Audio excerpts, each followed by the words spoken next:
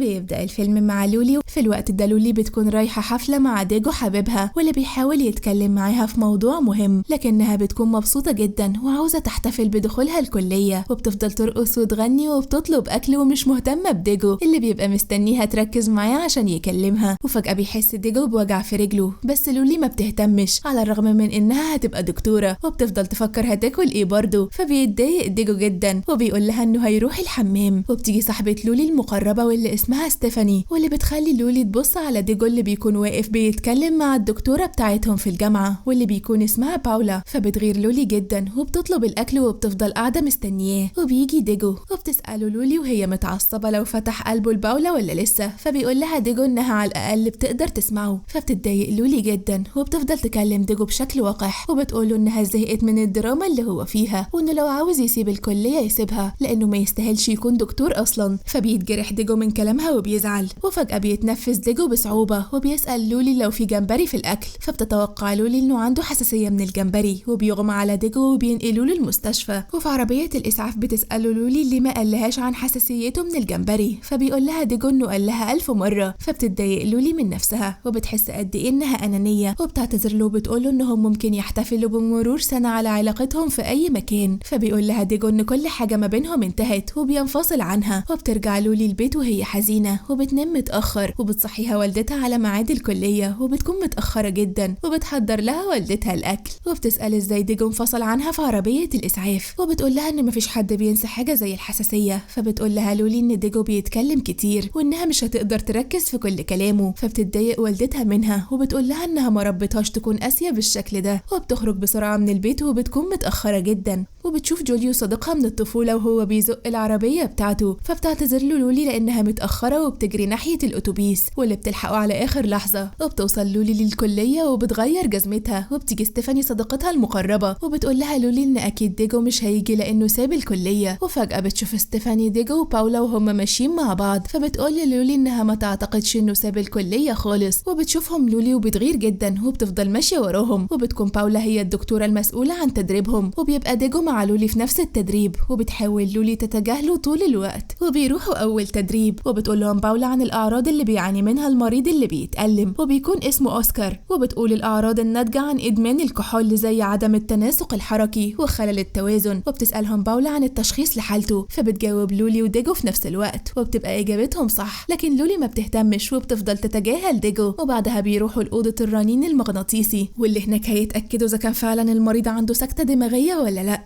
وبيفضل لولي وديجو مع بعض في أوضة الرنين المغناطيسي، وبيتوزع باقي المتدربين في أماكن تانية. وبيسيبها ديجو لأوضة الشاشات وبتبص لولي لأوسكار وبتحس إنه شبه والدها، وبتقول له إن عينيه ونظرته شبه والدها. وبتدخل لولي لأوضة الشاشات واللي هيتم فيها التصوير بالرنين المغناطيسي. وفجأة الكهرباء بتقطع والشاشات بتعطل، وبيروح المسؤول عن التصوير ينادي على الاي تي عشان يصلح عطل الشاشة، وبيقول لهم ما يلمسوش أي حاجة. وبتقلق لولي جدا على المريض أوسكار وما بتهتمش بكلام المسؤول عن التصوير، وبتدخل تطمن عليه. وبيجري ديجو وراها وبيحاول يمنعها، وأول ما بيلمسوا هما الاتنين المريض بتحصل لهم صدمة وبيغمى عليهم. ومن بعد الحادثة دي بتتغير حياة لولي تماما. وبتفوق لولي وبتلاقي صاحبتها ستيفاني جنبها وبتسألها لو أوسكار كويس، وبتعرف إن تشخيصها طلع صح وإنه عنده سكتة دماغية. وبعدها بتسألها لولي عن ديجو اللي بيكون ما بينهم ستارة، فبتقول لها ستيفاني إن باولا فضلت جنبه لحد ما فاق. فبتسألها لولي لو تفتكر إنهم مرتبطين، فبتقول لها ستيفاني إنه أكيد لأ. وبعدها بتسمع لولي نفس صوت ستيفاني وهو بيقول عكس إجابتها الأولانية وإنهم أكيد مرتبطين. وبتبص لولي لستيفاني وهي مستغربة لأنها ما بتكونش حركت شفايفها. وبتسألها لولي عن باولا وديجو، فبتسمع صوت ستيفاني تاني وهي بتقول لنفسها إن لولي صعبانة عليها، وبتقول إنها مش عاوزة تكذب. ما بتكونش ستيفاني حركت بقها خالص، وبتفضل لولي تبص لشفايفها وهي مش مصدقة اللي بيحصل. فبتضحك ستيفاني وبتسألها لو عاوزة تبوسها ولا حاجة، وبتفهم لولي إنها بقت بتقدر تسمع أفكار الناس. وبتروح ستيفاني عشان تنادي على باولا وبتقول لها إن لولي فاقت. وأول ما ستيفاني بتقوم بتهرب لولي بسرعة وهي مصدومة من اللي بيحصل لها، وبتقابل أصحابها طول ما هي ماشية وبتفضل تسمع أفكارهم. فبتهرب بسرعة من المستشفى كلها وبتركب الأتوبيس، وهناك كل ما تلمس حد بتسمع صوت أفكاره، زي اللي بتبقى بتفكر في الأكل اللي هتطبخه واللي بتبقى واقفة ونفسها تقعد. وبتحس لولي إنها هتتجنن وبتروح لجوليو صديقها واللي بيكون لاعب كرة طايرة، وبتفضل مستنياه لحد ما يخلص تدريب. وبيبقى جوليو لاعب محترف جدا لكنه ما بيكونش أساسي أساسي في الفريق. وبعد التمرين بينادي عليه المدرب وبيقول له إنه عاوزه في الفريق بتاعه، لكن جوليو بيقول له إن ركبته مصابة وإنه ممكن ما يقدرش يلعب. فبيقول له الكابتن إنه هيخضع للفحص الطبي وبعدها يقرر إذا كان هيدخل الفريق ولا لأ. وبيروح جوليو للولي اللي بتكون مستنياه وبتقول له إنه كان حلمه يلعب في الفريق ودلوقتي الفرصة قدامه وهو مش عايزها. فبيقول لها جوليو إنه بس مصاب، بس لولي بتسمع أفكاره وبتعرف إنه خايف من الجمهور والناس الكتير اللي هتشوفه، فبتعيط وبتقول له إنه بيكذب عليها وإنه ما بيتألمش ولا حاجة وإنها حاسة بيه. فبيحضنها جوليو وبيطبطب عليها وما بيكونش فاهم حاجة، وبيرجعوا مع بعض للبيت. وفي الطريق بيقول لها جوليو إنه ما فيش حاجة اسمها قراءة أفكار وإنها أكيد لسه ما فاقتش من الصدمة اللي حصلت لها وإنها محتاجة بس تستريح. وبيدخلوا مع بعض للبيت وبتفضل أم لولي تعاتبها إنها ما بتردش عليها وبتقول لها إنها خافت يكون حصل لها حاجة. وبتسمع لولي صوت أفكار أمها واللي بتقول لنفسها إنها السبب في كل اللي لولي بتعاني منه، وإن برودها وقسوتها وعدم اهتمامها باللي حواليها دي غلطتها مش غلطة لولي. فبتحاول لولي تخفف عنها وبترد على كلامها كله وبتعتذر لها وبتقول لها إنها أحسن أم في الدنيا. وبتدخل لولي تاخد دش وبيقعد جوليو مع أم لولي واللي بتقول له يرجع يرتبط بلولي تاني. فبيضحك جوليو وبيقول لها إنهم كانوا أطفال لكن دلوقتي بنتها متسلطة وهو مش هيستحملها. وبيضحكوا وبينادي جوليو على لولي وبيقول لها إن والدتها عاوزاهم يرتبطوا من تاني وبيضحك. فبتسأله لولي عن اللي بيضحك في الموضوع فبيقول لها إنهم كبروا وكل واحد بقى عنده حياة مختلفة. وبتسمع لولي أفكاره وهو بيقول إنه أصلا مثل الجنس وإنه بيحب الولاد مش البنات. وبتتصدم لولي وبتقوله إنها عرفت السبب بس جوليو بيفضل ينكر وبيقول لها إنه مش كده. فبتقول له لولي يحلف إنه مش مثلي كده وبيبقى جوليو شاكك إنها فعلا بتقرا الأفكار. فبيتصدم جوليو وبيسألها إزاي عرفت وبيتأكد فعلا من قدرتها على قراية أفكار الناس وبيترجاها إنها ما تقولش لحد إنه بسكليتة. فبتقول له إنه هو كمان يوعدها إنه مش هيقول لحد إنها بتقرا الأفكار. وبتدخل ستيفاني عليهم واللي أول ما لولي وجوليو بيشوفوها بيعترف كل واحد فيهم على التاني بكل سهولة. فبتتصدم ستيفاني من اللي بيتقال وبيبقى صوتهم عالي فبيقرروا إنهم يخرجوا يتمشوا برا البيت ويتكلموا براحتهم. وبتبقى لولي متضايقة جدا وبتقول إنها نفسها تبطل تقرا أفكار الناس. فبتقول لها ستيفاني إنها المفروض تستغل الموهبة بتاعتها وتعرف إذا كان ديجو فعلا بيحبها ولا لأ وهل فعلا باولا معجبة بديجو ولا لأ. فبتقرر لولي إنها تتأكد بنفسها. وتاني يوم في المستشفى بتلاقي ديجو بيتكلم معاها وقبل ما تعتذر له عن الحادثة اللي حصلت له بتلاقي بيتعامل معاها عادي وكأنهم مش منفصلين. وبتفتكره سامحها وقرر إنه يرجع لها وبيقول لها إنه بيحبها. وبتحاول لولي تقرأ أفكاره لكنها ما بتسمعش أي حاجة. وفجأة بتنادي عليها باولا وبتقعد معاها لوحدها. فبتقرر لولي تستغل الموقف وتلمس إيديها عشان تعرف اللي بتفكر فيه. وبتفضل باولا تقول إنها قلقانة على ديجو لأنها عارفاه من وهو صغير وده لأنها كانت مساعدة والده اللي بيشتغل جراح برضه. فبتقرأ لولي أفكارها وبتعرف إنها بتعتبر ديجو زي ابنها وإنه صعبان عليها بسبب والده اللي بيكون شخص صعب جدا. وبتقول كمان إنه ما أخدش أي نوع من الحب أو الدعم في طفولته بسبب والده القاسي. فبتفرح لولي جدا بكلامها وبتتأكد إنها بس بتعتبره زي ابنها. وفجأة بتقول لها باولا إن ديجو فقد الذاكرة بشكل مؤقت. فبتتصدم لولي وبتفهم إنه فكر إنهم لسه مرتبطين. فبتسألها لولي عن آخر حاجة فاكرها. فبتقول لها باولا إنه مش فاكر الأحداث اللي حصلت في آخر كام يوم لكنها مش عارفة لحد إمتى بالظبط. فبتتضايق لولي وما بتكونش عارفة إزاي تصارحه بالحقيقة. وبتتكلم مع صاحبتها ستيفاني فبتقول لها إنها ما تقولش حاجة وتعيش اللحظة معاه. وبتطلب منها تقرأ أفكار زميلهم ريكارديو واللي بتكون ستيفاني معجبة بيه. فبترفض لولي وبتقول لها إنها مش عاوزة تتصنت على أفكار الناس وإن كل واحد من حقه يحتفظ بأفكاره لنفسه. وبعدها بيروحوا مع الدكتورة باولا للعيادة الخارجية واللي فيها بيكشفوا على مرضى غير اللي في المستشفى. وبتقدر لولي تعرف تشخيص كل الحالات. وبتبقى باولا وكل أصحاب لولي منبهرين بعبقريتها. وبيسألها ديجو إزاي قدرت تشخص المرضى بالسرعة دي. فبتقول له لولي إنها عندها الحاسة السادسة وهي بتضحك. وبتبقى ستيفاني طول الوقت بتلمس إيد لولي لو عاوزة تقول لها حاجة ومش عاوزة حد يسمعها. وبتبقى لولي بقى خلاص مش قادرة تستحمل قراية أفكار الناس أكتر من كده وبتنهار عصبيا. وبالليل بيرجعوا يسهروا مع بعض وبتشوف لولي ديجو وبتقف معاه. وبتروح ستيفاني تقعد مع ريكارديو اللي بتكون معجبة بيه وبيتعرف جوليو عليه. وفي مطعم البار بتقترح لولي على ديجو إنهم ياكلوا وإنها مش هتجيب أي حاجة فيها جمبري. وفجأة بتيجي لديجو أفكار مشوهة عن اليوم اللي راح فيه المستشفى بسبب الحساسية لكنها ما بتكونش واضحة وما بيقدرش يفتكر حاجة. وبيقول له لولي تيجي معاه لأنه عامل لها مفاجأة وبياخدها البيت وبيطبخ لها أكل بنفسه. وبيقول لها إن والده مسافر لمدة أسبوع فبيقرروا يباتوا مع بعض. والصبح بيرجع والد ديجو من السفر وبيشوفهم مع بعض وبيتعامل مع لولي بوقاحة وما بيهتمش بوجودها وبيقف في أوضة النوم بتاعتهم. وبيخرجوا كلهم عشان يفطروا مع بعض. وبتبقى لولي معجبة جدا بوالد ديجو واللي بيكون مشهور جدا وشاطر وبتقول له إن نفسها تبقى جراحة زيه وبتسلم عليه لكنها بتسمع بتسمع أفكاره اللي بيقول فيها إنها عمرها ما هتبقى جراحة. فبتقول لولي إنها عارفة دكتورة باولا، وبتقول له إنها دكتورة شاطرة جدا لأنها كانت بتشتغل معاه. فبيتريق والد ديجو وبيقول لها شاطرة لدرجة إنها لسه بتشتغل في مستشفى عام. فبتقول له لولي إن الفقراء محتاجين جراحين شاطرين زيه وزي باولا، وإن الدكتور الشاطر مش حكر على الأغنياء وبس. فبيقول لها والد ديجو إن اللي باولا بتعمله ده تضييع لوقتها، وده بيخلي ديجو يتخانق معاه. وبيروحوا مع بعض المستشفى، وهناك بتلاقي لولي جوليو وهو بيعمل فحص على ركبته، وده لأن ريكارديو قدر يقنعه إنه ما يخافش من أي حاجة وإنه يلعب في الماتش من غير قلق. وبيعمل جوليو الفحص عشان يسلمه لإدارة الفريق ويعرفوا إنه سليم. وفجأة بينادي ديجو على لولي وبيقول لها إن أوسكار مريض جدا، وبتروح له لولي أوضته وبيقول لها إن نفسه يشوف ابنه ولو لمرة واحدة بس، وبيبقى ممتنع عن الأدوية بتاعته ومش راضي كمان يعمل العملية. فبيقرر ديجو إنه يروح لابنه وبياخد لولي معاه، وهناك بيحاولوا يقنعوا ابنه يزور والده المرة واحدة بس قبل ما يموت. فبيقول لهم إنهم ما يعرفوش هو كان بيعمل إيه فيه، وإنه عمره ما حضر معاه أي حفلات تخرج أو اجتماعات أولياء الأمور، وإنه كان بيسيبه مستني بالساعات قدام المدرسة لوحده لأنه كان بيبقى سكران ومش فاكر ابنه. بس ديجو بيقوله إنه هو كمان حاسس بكل اللي بيقوله لأن والده هو كمان ما كانش مهتم بيه، لكن الفرق إن أوسكار والده عنده عذر وهو إنه مدمن على الكحول، لكن والده طبيب وما عندوش أي أعذار غير إنه فعلا مش مهتم بيه. وبيكمل ديجو وبيقول على الرغم من إن كل اللي والده عمله فيه ده إلا إنه لسه والده، وإنه هيفضل مصدق إنه بيحبه من قلبه. فبيقتنع ابن أوسكار وبيروح معاهم المستشفى وبيحقق أمنية والده وبيقنعه يعمل العملية. وبعدها بيجي صحاب لولي عشان يروحوا الماتش بتاع جوليو، وبيفضلوا يشجعوه بكل حماس وهم مبسوطين. وبيلعب جوليو كويس جدا وهو حاسس بدعم أصحابه من حواليه، وبيكسب الفريق الماتش بفضل جوليو اللي قدر يكتسب ثقته في نفسه ويلعب باحترافية قدام الجمهور. وتاني يوم بتنجح عملية أوسكار، وبيشوفوا ديجو ولولي وابنه معاه وبيكونوا مبسوطين إنهم قدروا يصلحوا العلاقة ما بينهم. لكن فجأة بيتعب ديجو جدا وبيقول لها إنه حاسس إنه عنده ضيق تنفس، وفجأة بيفتكر كل اللي حصل زي اليوم اللي انفصل فيه عن لولي وإنها السبب في دخوله المستشفى. وبيفتكر اليوم اللي اتعرض فيه لصدمة الموجات المغناطيسية في أوضة الرنين، وبيتصدم في لولي وبيقول لها إن كل ده كانت بتكذب عليه وبيغمى عليه. وبتتخض لولي جدا وبتنادي على الدكاترة، وبتيجي باولا وباقي الدكاترة عشان يكشفوا عليه ويعرفوا سبب الإغماء. وفجأة بتفتكر لولي إن ديجو قال لها إنه عنده ضيق تنفس، فبتفهم إن عنده مشكلة في الرئة، وبتقول لباولا إنه محتاج يعمل عملية لأنه عنده انسداد في الرئة. وبتكشف باولا عليه وبتعرف إنه فعلا عنده جلطة في الرئة، وبيعملوا العملية وبيقدروا ينقذوه بفضل لولي. وبيفوق ديجو من العملية وبيلاقي لولي وباولا ووالده جنبه واللي بيكون قلقان عليه جدا. وبيفرح ديجو اللي بيحس لأول مرة إن والده بيحبه فعلا، وبتشكر باولا لولي لأنها السبب في إنقاذ ديجو. وبتقول لها لولي إنها ما عملتش حاجة وإن هي اللي أحسن جراحة في العالم. وبيشكر والد ديجو باولا على الرغم من إنه كان بيشكك في قدراتها، إلا إنها هي اللي أنقذت حياة ابنه الوحيد. وبتخرج باولا مع والد ديجو وبيسأل ديجو لولي عن نوع المساعدة اللي قدمتها له، فبتقول له لولي إنها سمعت له زي ما كان دايما بيقول لها. وبعد فترة بيتخرج ديجو ولولي من الكلية، وبتقول له لولي إنه هيبقى أشطر جراح في العالم لأنها قررت ما تبقاش جراحة. وبتحكي لولي إنها عرفت هي عاوزة إيه بالظبط، واكتشفت إن كل اللي فات علمها يعني إيه تسمع للناس كويس وكمان تفهم مشاكلهم. وبتقرر إنها تتخصص في طب الأسرة وبتكمل حياتها مع ديجو في سعادة. وبس كده بيخلص الفيلم. ما تنساش لو عجبك تعمل لايك وقولوا لنا رأيكم في الكومنتات.